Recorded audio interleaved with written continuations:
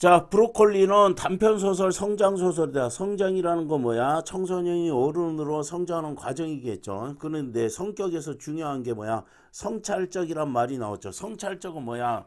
자신을 돌아보는 이야기입니다. 남에 대해서 성찰하는 거 아니지. 자기 자신을 돌아보는 이야기고, 환상적이라는 거 뭐야? 이게 주먹이 브로콜리로 변할 수가 없잖아. 영어로는 뭐지? 판타스틱이지. 자, 중요한 거 주제. 그래서 환상적, 성찰적은 정확히 알아야 돼. 왜 이게 환상적이고 왜 성찰적인지. 그러면은 해결하지 못해 숨겨둔 내면의 갈등이 속마음이죠. 속마음의 갈등이 주변인의 도움으로 직면하고 극복하는 성장의 과정, 성장의 과정이니까 성장소설. 환상적 요소를 해서 그러면은 이런 게 중요한데 왜 환상적으로 했니? 독자의 뭐를 아까 호기심이라는 단어 가지고 호기심을 몰랐어요 그런 이야기 했는데 흥미 그러면 환상적인 요소를 왜 써니? 주먹이 어떻게 브로콜리 될 수 있어? 흥미를 유발하려고. 그 다음에 등장인물이 한 시절 청소년 시절과 결별하면서 뭐하는 모습 성장하는 모습이니까 성장소설 이렇게 됩니다. 앞부분 줄거리 정확히 알아야 되고 병의 원인은 마음고생이다. 심리적인 원인이고요. 해결책은 뭐야? 산에 가서 노래 부르는 거고요. 박광석 할아버지가 제안을 합니다. 내일 같이 산에 가자 이럽니다. 자, 위기 쪽 위기부터 나와요. 뭐야? 발단, 전개, 위기, 절정, 결말. 이게 소설의 뭐지? 구성인데 어쨌든 우리가 분명히 시, 소설, 그 다음에 수필, 이게 관례적 특성과 차이점, 이거 분명히 시험지에 나올 거예요. 그러면은 어떻게 나온다고? 이와 같은 글 요렇게 나올 거야. 글의 특징이 아닌 거, 특징인 거는 요렇게 나올 건데 어떻게 알아야 했어요? 브로콜리가 위에 지문에 있으면 이거를 지우라고요. 그래가지고 뭐야? 소설 써가지고 소설의 특징이 아닌 것 이렇게 읽으셔야 돼. 그래야 무슨 말을 하는지 정확히 알아요.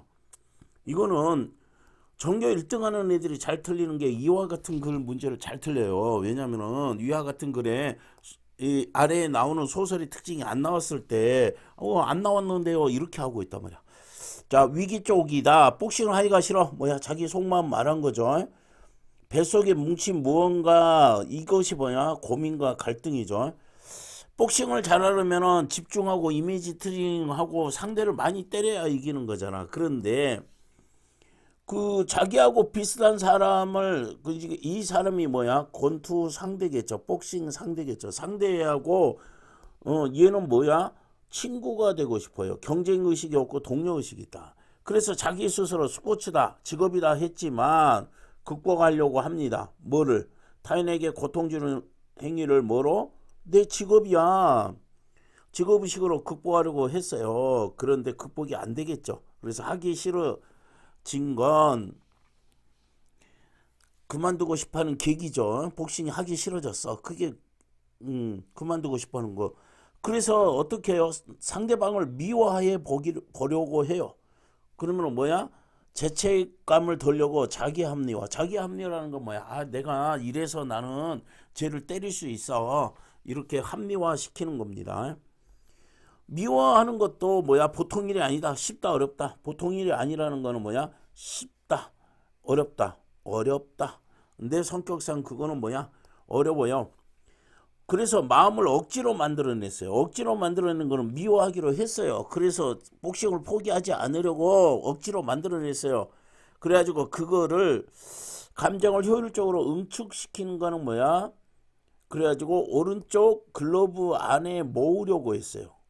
어떤 감정을? 미워하는 감정을 어디다 모으고 싶어요? 오른쪽 글러브 안에 모으고 싶었어요.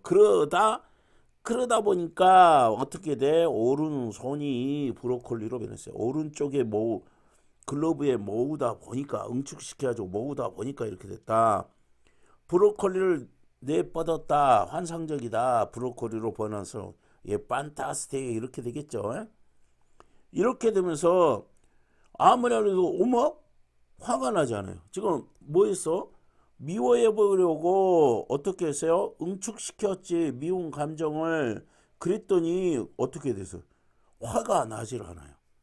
그래서 고민이 깊어지자 뭐야, 이게 방어 기제라는 거는 뭐야? 아, 너무 너 미워하면 안 되는데 방어해야지, 그런 마음을. 이래서 방어 기제야. 할 줄 아는 건 이거다. 날 미워하는 거. 이제 뭐야? 남을 미워하는 거, 또 곤죽이 되게 때려주는 거. 그래서 이게 자조적 인식입니다. 자조적이라는 거는 자기 스스로 못났다고 생각하는 거야. 그냥 쉽게 말하면은 자조적의 뜻이, 그 우리가 국어를 할 때 가장 중요한 게 뭐냐면요, 뜻을 정확히 아는 거야. 그래서 예를 들어서 무상감, 그러면은 이거 잘 몰라요, 학생들이. 짧다, 더덥다 이렇게 생각해야 돼. 그러면은 인생 무상이다, 그러면 인생이 짧다, 더덥다 생각하는 게 무상입니다. 그거하고 비슷하게 자조적이란 말도 굉장히 많이 나올 거예요.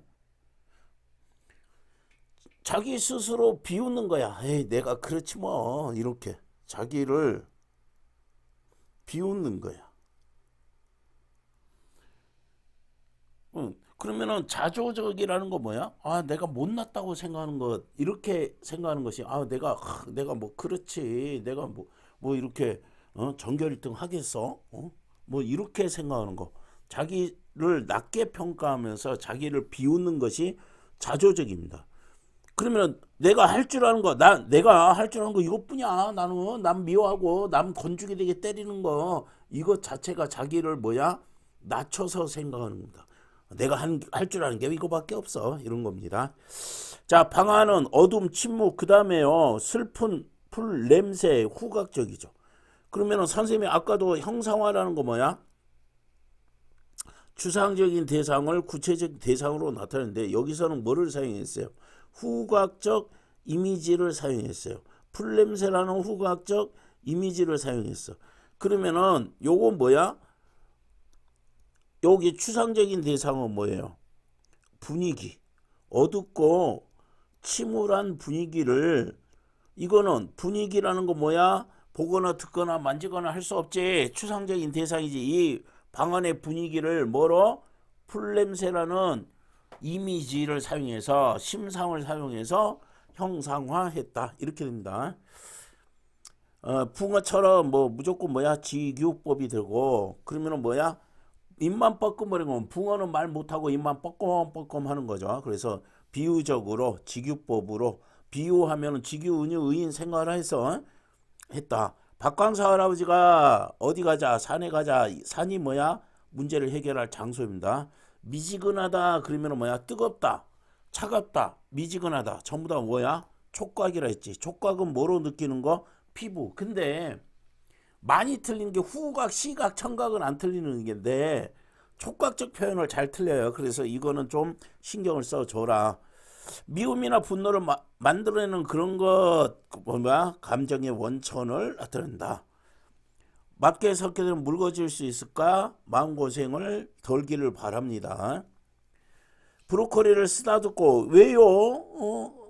뭐 하는 행동이에요? 위로하는 행동이죠. 이게 이제 여자친구로서 이렇게 고민하고 힘들어 하니까 그 브로콜리로 변한 손을 뭐야? 쓰다듬고 메마른 거죠. 자, 이런 거 같아가지고 뱃속이 저릿저릿했어요. 그러면은 뭐야? 푸른 색채요. 이거는 뭐 틀릴 수가 없죠. 그 다음에 쩌릿쩌릿하다, 이거는 뭐야? 촉각이라고 했지. 그러면은 원준의 뭐야? 고통과 심정에 공감을 합니다. 공감하는 거를 감각적으로 표현을 했다. 자, 그럼 추상적인 대상은 뭐야? 공감이야. 같은 감정을 느끼는 거. 그 감각적으로 한다는 건, 감각적 하면은 뭐라고 했어? 이미지고, 감각적 이 말은 뭐야? 이미지고, 이미지는 중학교 때는 심상했다. 그래서 감각적 이거 따라다니는 말로, 똑같은 말로 읽으세요. 감각적 그러면은 심상을 사용하는 하여 표현 이렇게 해요. 이미지를 사용하여 표현 이렇게 읽으면은 앞으로 국어를 하는데 굉장히 도움이 많이 될 거예요. 자, 절정 부분이다. 절정은 뭐야? 클라이막스 아주 뭐야? 감정이 뭐야? 굉장히 높아지는 부분에 자, 울타리 넘고 풀숲 넘고 어디 낭떠러지예요. 그러니까 절정이지. 낭떠러지는 위험한 곳이잖아. 마음껏 소리칠 수 있는 장소를 찾아서 어디까지 간 거예요? 낭떠러지까지 하고 갔고요.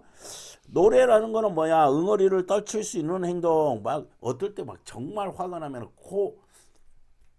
코인 노래방 가지고 코너 가지고 막 노래 부르면 좀 기분이 나아지죠. 그런 요렇게 응어리를 펼칠 수 있는 그 코너에서 왜 응어리를 펼쳤기 때문에 스트레스를 다 떨쳤기 때문에 그렇게 되는 거죠. 그래서 병이 낫도록 하는 계기가 될 것이다. 이제 등산했습니다. 우물쭈물합니다. 노래 시키니까 뭐야 당황하죠. 얘가 정말 웃기는 게 선생님이 가끔 노래 불러라 하면 부를 줄 아는 게 없는데요. 그럼 뭐 아는 노래 뭐 있냐 그러면 애국가요 이런 애들 많아요. 노래는 아니고 소리 하나 질러도 돼? 그러면 이 나가 누구야? 할머니지. 할머니도 마음속 응어리가 있어요. 어떤 응어리가 있어요? 앵무새가 죽었어요. 그래서 뭐야? 나 또 할머니지. 나 진심 아니었고 때린 것도 진심 아니야. 욕한 것도 진심 아니고 그러면 속마음은 앵무새에 대해서 미안하고 죄책감이고 아쉽고요. 슬프죠. 이런 감정들이 나와 있어요.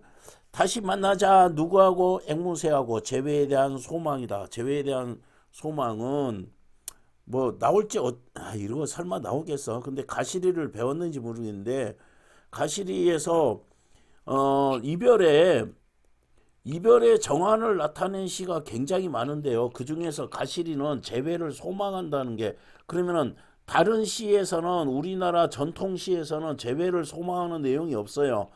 가시는 닷 도쇼오셔서 이런단 말이야. 가자마자 돌아오세요. 가시는 닷 요거 이제 옛날 말로 쓰면 도쇼오셔서 그러면은 뭐냐? 가자마자 돌아오세요 이 말이거든. 가자마자 빨리 돌아와 그런 말이지. 가자마자 돌아오세요. 그러면 이게 뭐냐면은 잘 생각해 보면은 우리나라 전통적인 여인은 남자가 이별하고 갈 때 꼭 돌아오세요 이런 말을 안 했다는 거야. 그냥 보내고 기다렸었어요. 근데 고려가요인 가시리는 가자마자 돌아오세요 이런 소망을 읊었다는 그런 이야기. 자, 뭐뭐처럼 직유법이고요. 그럼 뭐야? 무대 공연을 마친 것처럼 누가 할머니가 그러면은 뭐야? 응어리를 털어냈지. 마음속 뭐가 있었어요? 응어리가 있었어요. 마음속에. 그런데 큰 소리로 하면은 살짝 어때요? 부끄부끄 하죠. 노래방이면 노래방에서도 부끄럽나? 안 부끄러울 수 있는데 산에서 이렇게 하면 좀 부끄럽긴 하죠. 그래서 열렬하게 박수를 칩니다. 열렬하게 하는 거는 뭐야? 응원하고 격려하는 거죠. 이거는 뭐 당연한 이야기고 그러면 할머니도 마음속 응어리를 털어냈어요. 그러니까 원준이도 용기를 내겠죠. 원준은 목을 가다듬는 거 뭐야? 노래 부르려고 일어났어요. 근데 놀랍게도 뭐야? 나의 예상을 빗나간 행동이다. 자, 그래서 걱정하는 거 어디야? 낭떠러지지. 원준이 뛰어내릴지도 모른다. 위험한 선택을 할까봐 뭐예요? 걱정을 합니다. 아니었지. 안필순 할머니가 외친 것보다 10배는 더 큰 목소리. 그러면은 뭐야? 응어리가 더 10배 정도 많이 있었어요. 그 정도로 뭐다? 마음고생을 했어요. 그리고 할 줄 아는 노래가 이거밖에 없어. 할 줄 아는 노래가 없어서 애국가를 부릅니다. 그러면은 할 줄 아는 노래가 없다는 거는 우리는 아파트 이런 거 잘하잖아. 근데 이 사람은 뭐야? 복심에만 빠졌어요. 주인공이. 그거를 간접적으로 나타냅니다. 직접적으로 이야기한 게 아니라 할 줄 아는 게 애국가밖에 없었어? 할 줄 아는 게 애국가밖에 없다는 거는 권투에 그렇게 복싱에 그렇게 빠져 있었구나. 다른 노래 아파트 이런 거 모르구나. 콜드플레이 이런 것도 모르는구나. 이렇게 생각을 할 거야. 자, 눈을 왜 흘겼어요? 뭐요? 이러면은 원준이가 뭐야 무안해 할까 봐서 째려봐. 그런 거 그러지 마 이런 거죠. 할머니는 어떻게 숨 넘어가는 엎드려서 숨 넘어가는 소리를 해요. 아니 웃기죠. 선생님도 애국가 부르고 있으면 옆에서 낄낄거리고 웃어요. 참 저는 노래 진짜 아유 노래는 잘 불러야 돼. 춤도 잘 춰야 되지만 너는 춤은 됐으니까 노래만 좀 잘하면 되지. 그다음 사진으로 찍고 남을 만큼 그러나 상큼한데요. 뭐야 찡해지는 뭐야 미소예요. 그러면은 상큼한 거 뭐야 만족스럽죠. 그런데 코끝은 왜 찡해요? 원준이 얼마나 고생했으면은 해가지고 애잔한 생각. 그러면은 상큼한 건 뭐죠? 만족한 거요. 찡한 건 애잔한 생각이 듭니다. 자 소리 질렀는데 시원한 것 같아요. 홀가분하다. 요거 얕보드레한 요것처럼 일단 비유죠. 그럼 뭐지? 보드레한 이거는 뭐야? 감각적으로 형성하였어요. 그러면은 뭐야? 추상적인 거 뭐야? 후련하고 상쾌한 느낌이죠. 느낌을 구체적으로 어떻게 나타냈어요? 비유적이고 그럼 직유죠처럼을 썼으니까 그 다음에 감각적. 그래서 선생님이 뭐라 했어요? 구체적으로 형성하는 방법이 뭐냐? 비유하기와 뭐가 있어요? 이미지, 심상이 있다. 보드레한 이거는 뭐야? 역시 촉각입니다. 감각 중에 뭐다? 촉각이다.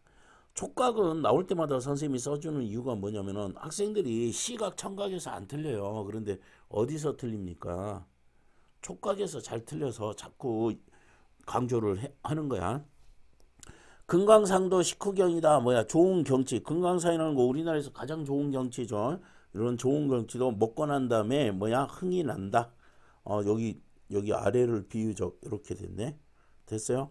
어제부터 안 먹었다. 무엇 때문에? 마음고생 때문에 이렇게 됐습니다. 터진다. 브로콜리가 뭐 됩니까? 변화합니다. 그러면은 터진다. 그러면은 긴장하죠. 그 다음에 뭐예요? 독자의 호기심 이렇게 같이 유발이 된다. 자, 최초의 송이가 개화를 합니다. 그 뒤에 뭐야? 점점 또 개화를 하겠죠. 그래서 개화 과정을 뭐야? 생생하게 뭐야? 그 묘사는 뭐야? 그림을 그리듯 생생하게 설명하는 거를 묘사라고 합니다. 사진할 때 사자예요. 그래서 최초에 한 송이가 하고 그 다음에 뭐야? 나머지 봉우리도 경쟁하듯이 표현합니다. 그래서 요것도 뭐지? 묘사한 부분이다. 똑같이 생각해 주시면 되고. 자, 목소리를 낮췄다. 조용히 말해야 될 것 같아서 뭐를 느꼈기 때문에 야, 경이롭네. 어떻게 저렇게 브로콜리가 이렇게 표현하지? 터지지? 자, 그래서 뭐뭐하듯 직유법이고 비유적 비유는 직유 은유 의임 자꾸 생각하라 했어요. 뭔가 벅차렸다. 뭐야? 어떨 때 벅차오릅니까? 감동 느꼈을 때. 눈가 입가 푸른 것이 좋아 보이는 얼굴이다. 누구 얼굴이? 응? 주인공의 얼굴이 남자친구의 얼굴이 외양 묘사를 통해서 심리 묘사. 그러면은 이거는 직접이에요, 간접이에요? 간접이죠. 내적 갈등이 해소가 됐다. 향기에 대한 인식 뭐야? 요거는 써져 있으니까 그대로 정확히 찾아주면 돼요. 이렇게 네 가지. 뭐지? 강력하고 청량하게 한다. 진한 향기다. 매콤달콤한 냄새다. 그 다음에 향기가 퍼진다. 후각적이죠. 자, 꽃들은 향기를 뿜었다. 그러면 뭐야? 꽃이 인물에 뭐야? 반응한 것처럼 합니다. 그래서 낭만적이고 환상적이다. 판타스틱 이렇게 됩니다. 자, 이제 결말입니다. 결말.